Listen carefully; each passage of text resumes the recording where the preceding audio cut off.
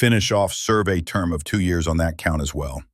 The courtroom became silent on the 10th day of the federal trial in Manhattan, as the judge stood up with a heavy stack of paperwork and solemnly delivered the verdict, which was expressly directed to music. Sean Diddy Combs, a mogul, made the statement just seconds later. As a wave of panic swept through his family, Diddy collapsed right in front of the defendant's stand, his face pale, his eyes vacant, unable to speak. Security officers rushed forward to support him, and his daughter broke down in tears and fled the courtroom in distress. What revelation had just come to light that brought down a cultural icon in an instant? What kind of testimony or evidence could possibly be powerful enough to bring down an empire that had reigned for more than 2 decades? The answers lie in what happened over the past 10 days, secrets that the entire American entertainment industry had attempted to keep hidden for far too long. One such secret was the life sentence that rocked the country. The atmosphere inside the federal courtroom in Manhattan froze when Judge Aaron Subramanian rose with the sentencing document and made the seemingly straightforward announcement that Sean Diddy Combs, once at the top of America's music industry and the hip-hop billionaire first recognized by Forbes, would not be allowed to stand his ground once the truth was revealed. He is no longer a mogul or a cultural icon. Instead, he is now a prisoner. His collapse occurred not only inside the court system, but also in front of the public. A security guard recalled that when I was only 5 steps away from him, he suddenly collapsed and his eyes went blank. We had to quickly grab him to keep his head from hitting the bench. That scene doesn't require any more explanation. A sharp cry came from the right-hand gallery as a man who had once been in charge of everything was unable to even support his own legs. It was Diddy's friend Delilah Combs. Unable to control her emotions, the 18-year-old twin daughters clutched her sister's hand. Her eyes red, her mouth open, but she was speechless next to her. Her mother was stunned, her lips shaking, and she tried to stand but fell back into her seat. A medical attendant hurried in, checked her blood pressure, and wheeled her out, while other family members bowed their heads and sobbed. Before the judge even left the bench, he loudly protested, saying, "We completely reject this sentence. This is a blatant violation of the right to a fair trial." He yelled as his assistants attempted to yank him back to his chair, but at that time nobody in the room was listening to his defense. Diddy, the guy who had just formally started the remainder of his life behind prison, was the center of attention. Prosecutors claim that the Freakoff series coercive videotape parties, held across state lines, constituted the key that unlocked the prison door, and the verdict was reached after 10 consecutive days of trial, citing 63 civil court records, hundreds of digital pieces of evidence, and testimony from 11 official witnesses, including Cassie Ventura, the former girlfriend and singer under Bad Boy Records, to tangible proof of criminal organization and people trafficking. A text message taken from Diddy's phone that was sent to a close assistant in 2017 about the body in room 603 being cleaned up before morning, despite the victim's name is still unknown, is another startling revelation. Prosecutors claim that this communication was only one of many examples of Diddy's severe control and fear-mongering behaviors. We have never seen anyone in entertainment maintain such a sophisticated human control system for nearly 2 decades, said an inside FBI source following the trial. Judge Subramanian firmly stated during sentencing that Diddy faces federal criminal charges only, but that the organized nature of the criminal system he is accused of leading was what made the sentence especially harsh. According to the indictment, Diddy did not act alone. Prosecutors claim he had a network of enforcers, including bodyguards, assistants, managers, and even some well-known figures who attended his extravagant parties. No amount of money, notoriety, or power can justify making someone else lose their dignity. Many people are left thinking, how could someone like Diddy, once a symbol of inspired success for the African-American community in the United States, fall so far? You still looking are taking an example science untell us menaceri tuitions over tonight, cause Mr. Combe lived like a king on the pain of others and now has to pay the price for his crimes. The solution is not limited to a single day, year, or verdict. Rather, it is the consequence of unbridled power, unbridled wealth, and covert relationships protected by fear and money. Now that the mask has gone entirely, let's continue to observe as more crimes are committed. that are in her new song. The FURO accepting single diverses for year, wherein there are very song times in the world, that are discovered in this courtroom, two revelations from the FBI's classified files. After the trial ended and the media focused on the attorneys and witnesses, an FBI internal source exposed a much darker and more terrifying aspect that was subtle but far more unsettling. A clandestine network that Sean Diddy Combs had been covertly establishing for almost 2 decades, functioning much like a contemporary mafia syndicate at the center of the American entertainment industry. 3 key phrases were repeatedly emphasized in a leaked classified report. These terms were not commonly used to characterize an artist or an entrepreneur. Instead, they define an informal, sized professional structure that functions like a network. However, Diddy's activities were well documented, including private planes with no passenger records, opulent residences rented under other people's names, and a series of encrypted emails sent back and forth between him and a close-knit network of friends in charge of organizing special events. The more the agents examined the data, the more they realized that Diddy was surrounded by a complex network of people acting as coordinators, filters, scene handlers, and cleanup teams. Some oversaw strictly confidential timetables, others made fictitious reservations for hotels and flights, while yet others were assigned to destroy electronic devices following every incident, despite not wearing badges or uniforms. They functioned as smoothly as a well-trained team. One of the most important pieces of evidence was a hard drive that was taken from Diddy's Holly Hills, California mansion. At first, it was thought to contain private company information, but when it was decrypted, it turned out to be a wealth of video from covert cameras that showed instances of forced sexual acts, coercion, and voyeurism. Numerous of these films were hours long and were marked with mysterious codes that remarkably matched Cassie Ventura's and multiple other witnesses' accounts. In a study that was more than 40 pages long, detectives characterized Diddy's operation as a perfectly operated control mechanism where every step, from the guest list, substances involved, to the filming setups, to the entertainment partners, was prepared with accuracy and detail. How he made use of Los Angeles properties, Miami. A former logistics staff member who is currently in a witness protection program testified that they once had to set up a room with 2-way mirrors, hidden cameras, remotely controlled lighting, and a variety of unlabeled drugs stored in a mini-fridge. They acknowledged that they couldn't recall every detail of what had happened during those nights, but they described the experience as working for an underground world rather than a well-known record label. New York and even the Caribbean were used to host extravagant parties that were disguised as entertainment, but in reality served as the backdrop for alarming misconduct on a large scale. This is not simply the deviant behavior of a lone individual. This is a mafia-style organization operating across multiple cities and countries, protected by a strategy of silence, evidence suppression, and victim intimidation through both financial means and psychological threats. The FBI concluded in an internal report after Cassie Ventura filed a civil lawsuit in 2023 with a video taken at the Intercontinental Hotel in 2016. The video was the final piece the FBI needed to obtain search warrants, unlock digital devices, and start dissecting the operational model behind the entire network. The former several landing 10 tenses.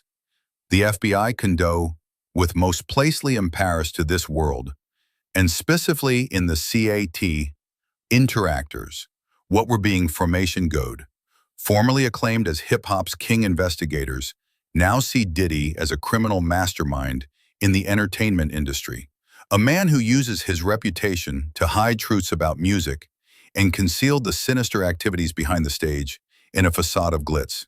Digital forensic specialists verified that no evidence of editing was found. What shocked investigators even more was how this system was kept secret for so long. All employees of Diddy, including security guards, drivers, stylists, and personal assistants, were forced to sign stringent non-disclosure agreements, NDAs, with fines for violations amounting to hundreds of thousands of dollars. Some were even threatened directly. An anonymous witness disclosed that, after expressing a wish to resign and telling a close friend about what he had witnessed, He was stopped by three unnamed men on the freeway and told to keep quiet if he didn't want his family to know. Since the early 2010s, but due to a lack of hard proof, they had to gradually put the puzzle together using fragmentary testimonies, suspicious transactions, and indications of financial irregularities. If it weren't for Cassie's brave courage and the bravery of dozens of women who dared to come forward, these horrific truths would never have come to light.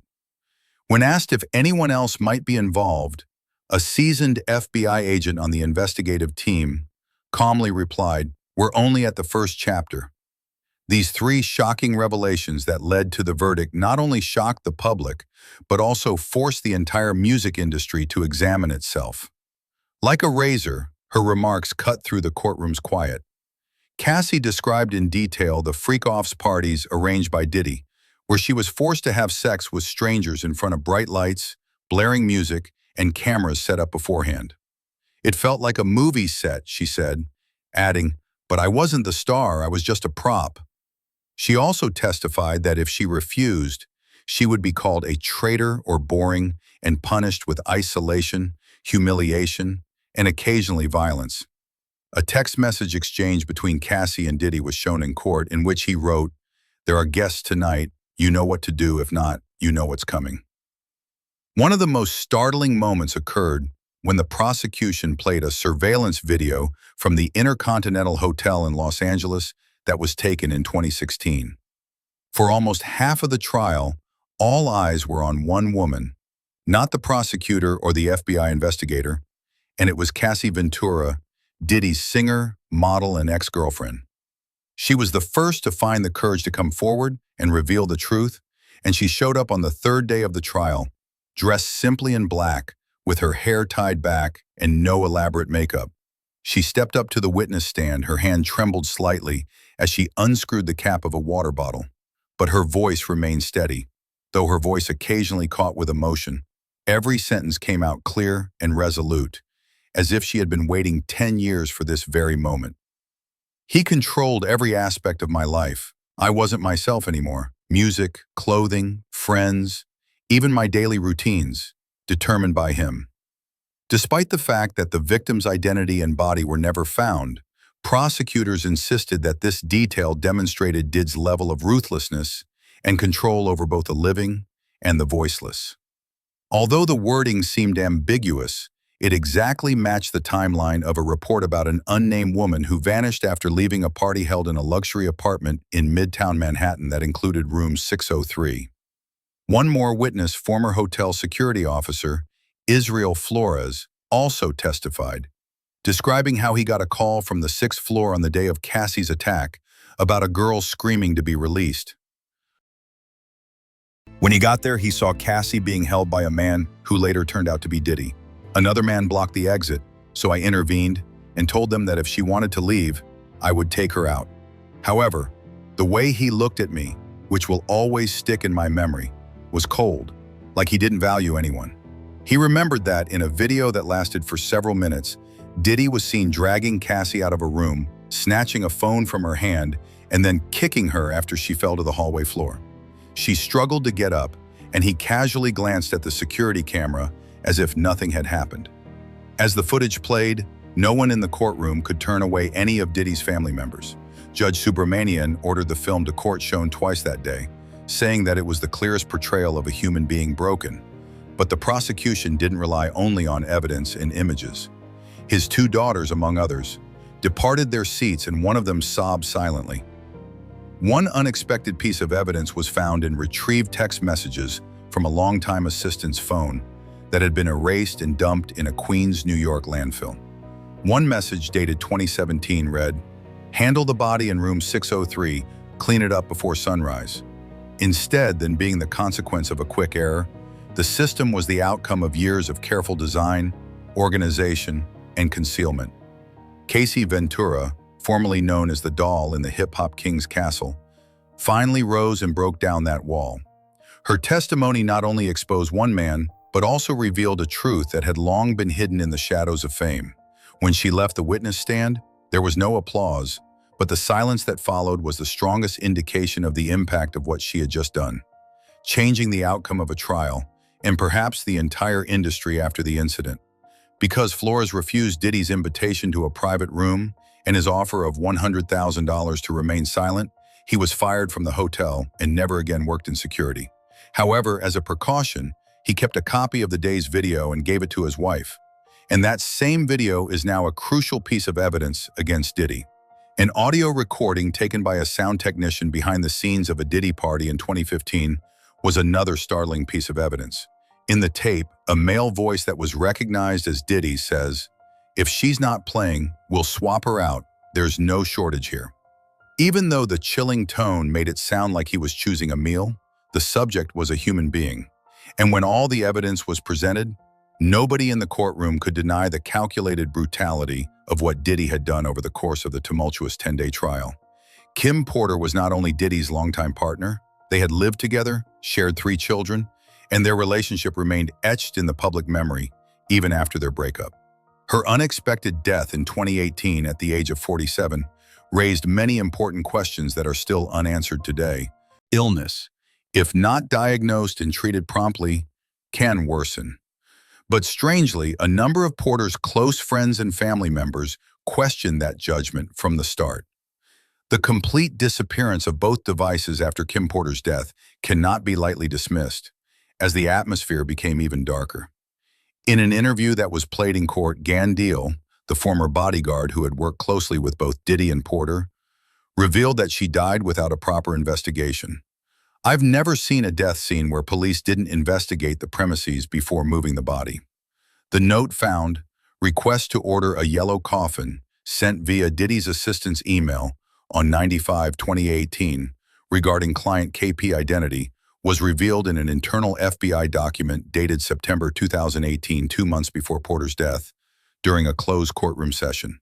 This detail immediately raised serious questions about why order a coffin nearly 2 months early for someone who hasn't been diagnosed with a serious illness, and why use the nickname KP. On the 8th day of the trial, when this information was disclosed in front of his children, the courtroom seemed cold, and a chilling wave of anxiety passed. In internal communications, Dylan's team had not yet responded. Gene highlighted that according to a leaked document purportedly from California's medical examiner's office, when he arrived at Porter's home after hearing the tragic news, he was shocked to discover that her body had already been removed without any formal examination of the scene, something considered essential in any unexplained death. No one asked the masseuse any questions, and no one checked her phone whereabouts or what happened to her laptop. Diddy's son, with singer Al B. Sure, whom Diddy took in and raised from a young age, was completely absent during the 10 days of the trial. "Diddy's son body was receiving for me and marketing 1:07 p.m. and went about after the trial." According to reports, Porter had no electronics near her bed when she passed away, and both her phone and laptop disappeared for unknown reasons. This seemingly insignificant detail, however, caused suspicion among those who knew Porter personally, who all maintained that she kept her phone close at hand, almost instinctively while handling personal affairs, taking care of her kids, communicating with friends, and working on a number of fashion projects. Curry also described several instances in which he saw Diddy lose complete control over Porter, even calling her dozens of times a day after their breakup, once when Porter was out with her new boyfriend, Shakir Stewart. Stewart's mother claims that Diddy made a scene at a private gathering in Italy.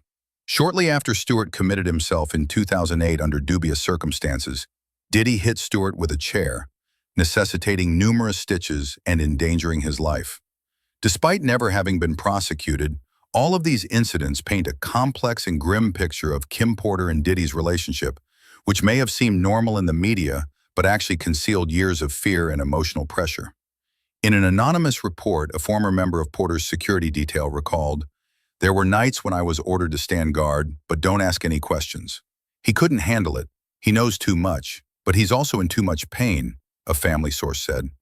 On social media, even though there is currently no hard criminal evidence linking Diddy to Porter's death, Quincy has never publicly discussed his mother's passing or taken part in any interviews since. This trial has raised questions about what actually transpired in November 2018. Why hasn't the full autopsy report been made public? Why hasn't an independent forensic review been conducted? Particularly considering Porter was a well-known person and a mother mark.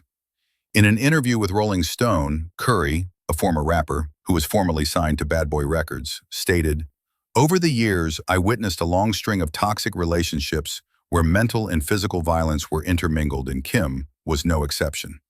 I recall that Kim was a really strong person, but living close to Diddy makes you see the black shade he creates."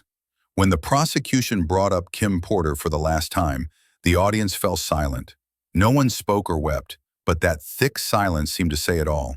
Some truths are buried, and some deaths must not be forgotten. 5. The faces behind the fallout back then.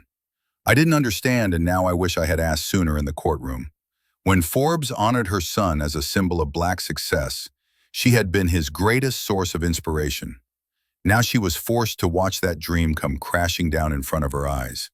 Medical personnel were called right away and she was wheeled out of the courtroom, but everyone could see that it wasn't her physical health that had failed her, but rather a devastating emotional shock that was beyond words. She slumped into her seat, one trembling hand clutching her chest, the other gripping the armrest.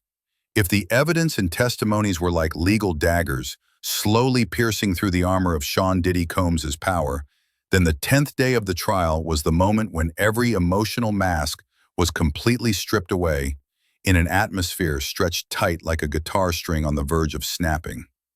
Everyone, Delilah and Jessie, Diddy's twin daughters, were sitting quietly watching the proceedings until the final argument brought up the Man Milk video, which damned evidence of perverse behavior during the freak-off.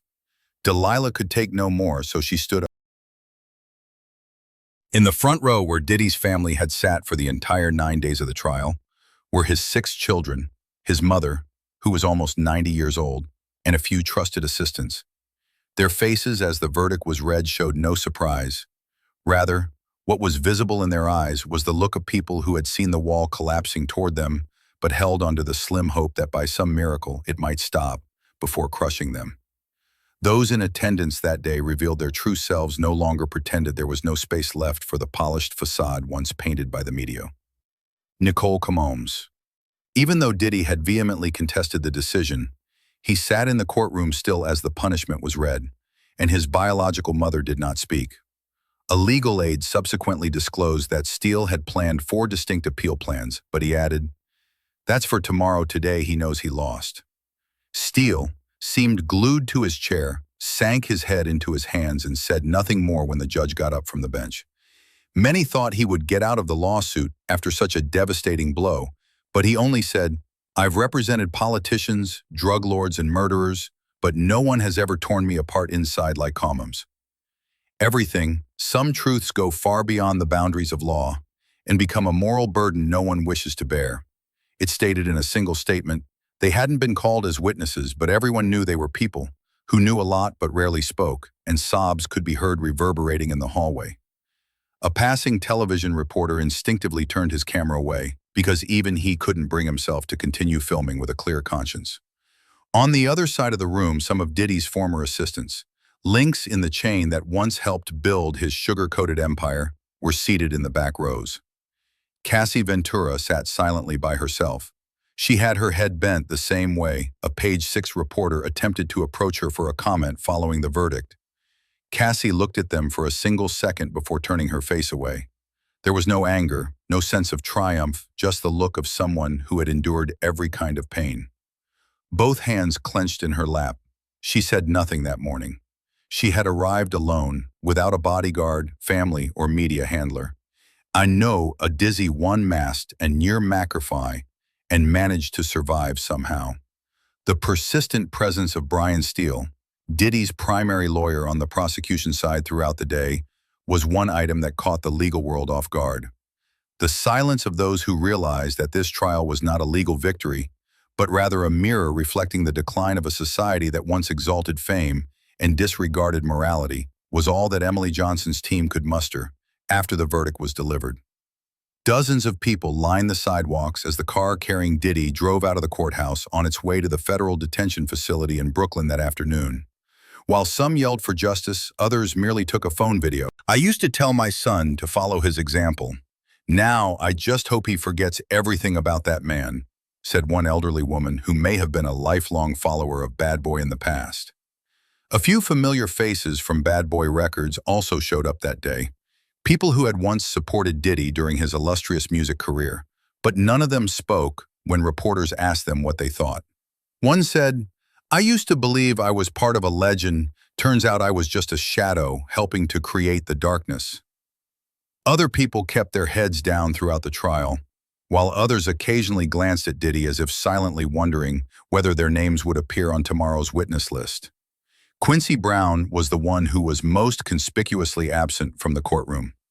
Quincy used to adore and admire Diddy Combs, the adopted son of Diddy and the biological son of Kim Porter.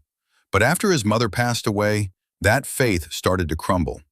And when the truth slowly came to light, he realized that if he sat in that room, he wouldn't be able to maintain his composure. A few hours after Sean Diddy Combs was given a life sentence, a chain of events started to spread far beyond the courtroom, reaching every part of the empire. Every element of his brilliant, seemingly untouchable power structure began to fall apart this time, and nothing could stop the chain of events. A black armored vehicle slowly drove out of the federal courthouse in Manhattan, taking Diddy to the Brooklyn Detention Center, where he would be detained until he was transferred to a maximum security federal prison. The escort team consisted of 6 officers, including FBI agents and Justice Department staff. The press was not allowed close access, but blurry drone footage swiftly went viral online, and for the first time the public saw a little man in a gray prison uniform with his head bowed and no dark sunglasses. As though bearing the weight of the entire world on his shoulders, 6 days after the trial, all 3 of his large mansions in Los Angeles, Miami, and New York, once regarded as the hip-hop industry's power map, were placed on hold by a court order to support protracted investigations and restitution claims. These properties are anticipated to be put up for auction to pay for the expenses of numerous ongoing civil lawsuits. A source in the plaintiff's legal team claims that victims have filed over 60 financial restitution claims, covering incidents from the 1990s to 2022. Many of these individuals were previously rejected as attempting to obtain money through false accusations, but now they have a strong legal foundation to demand the justice they have long deserved. However, the industry that has had the biggest impact was the brand sector. 3 hours after the verdict was announced, City Hall representatives showed up at Commas Enterprises to take away the key to the city plaque that Diddy had received in 2022. Within 48 hours of the verdict, the final 2 businesses that remained partners with Diddy, Carrick Vodka and Sean John Fashion, declared they were cutting all ties in Beverly Hills. That's a prost of bestipation of this money, Sejtarges Invays and Impact of Fongness. This honor recognized individuals who made positive impacts on the community awarded by the city of Los Angeles. Now that plaque was removed without a ceremony or justification. Diddy's former honorary doctorate awarding institution, Howard University, made a shocking announcement in 2014. Due to Mr. Sean Combs's grave transgressions of the university's ethical values and core principles, we are officially revoking the honorary degree awarded to him in 2014. Diddy was a kind donor who gave millions to Howard's scholarship and arts programs, but the university now seems determined to cut off all ties with him. Diddy's assets were not immune to the fallout, as the BT Awards canceled plans to give him a Lifetime Achievement Award, even though CNN's veteran music biographer had prepared for the announcement beforehand. Diddy is being erased from the cultural map by the establishment as though he never happened. And this isn't cancel culture, rather it's a necessary cleansing. A lawyer for the victim stated, "This conviction is like a shield. It not only punishes him, it paves the way for those who have suffered for years to finally speak their truth." Meanwhile, dozens of new lawsuits are being prepared in law offices throughout Los Angeles and New York. People who previously remained silent out of fear are now emboldened by this historic conviction. During this phase, numerous vocalists who were once Diddy's partners have started to come out in an attempt to save their own careers. For more building, only a cruise plans was fall free stoppering of plan accusation. Former Bad Boy Records actors have deleted shared images and claim not to have known about his darker side. But others have publicly acknowledged, "I saw it, but I didn't dare speak up." Diddy's 1998 fashion line, Sean John, issued a statement saying, "We respect his fashion legacy, but we can no longer work with someone who has committed serious ethical violations." Meanwhile, Kira, who made Diddy a millionaire, discreetly terminated their collaboration with a leaked corporate memo. "We don't continue to work with partners who harm our name internationally." Finance experts currently predict that Diddy's net worth might drop below $100 million as a result of this collective withdrawal, with a large portion of that amount probably being frozen to pay for continuing litigation and legal processes. Diddy's net worth peaked at around $1 billion in 2022. The entertainment sector wasn't unaffected after the conviction. Diddy was discreetly taken off of several official playlists on Spotify and Apple Music. Once host to his lavish parties, MTV declared it would not invite him or replay any of his events. After the trial, the media released 7 documents, and I was worried that Diddy's demise went beyond a single person's breakdown. Diddy, who once declared, "I'm a bad boy for life," is finally living up to that statement. But this time, it means spending a lifetime in prison. It's like a huge crack in the wall that the entertainment industry spent decades creating, where artists were deified, power obscured morality, and silence was the most powerful currency. Shortly after, social media was inundated with purportedly leaked internal emails from Diddy's former assistants, many of which appeared to be related to the organization of covert private parties. One email in particular caught the eye of a senior team member in Diddy's entourage, sent by a logistics manager.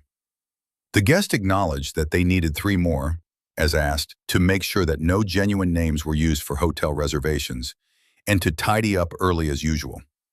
Although the party specifics are not stated, the date and context are exactly in line with Cassie Ventura's evidence in court. Another anonymous document that reporters shared included a list of 23 official victims listed in the indictment. These victims are dispersed throughout New York and Miami, and the list only included coded identities for years of incidents and locations, revealing a pattern across time and space. Most people in Los Angeles and Las Vegas are afraid of retaliation, so they can't openly identify who they are. However, as the last sound of the judge's gavel echoed through the public's consciousness, a fresh hunt started just outside the courthouse. What happened inside, which was not overseen by law enforcement, but rather by the media, was only the tip of a huge iceberg. The remainder of the narrative is dispersed across files, internal emails, and copies of legal documents that are being handed between reporters like raw gold that has to be carefully polished. A picture of the official verdict document appeared on the site of a digital publication located in Brooklyn mere hours after the trial ended, far into the night. A fiery red seal and big red letters that read, "Life in prison without parole," were shown beneath the allegations, which were categorized under full organized crime human trafficking.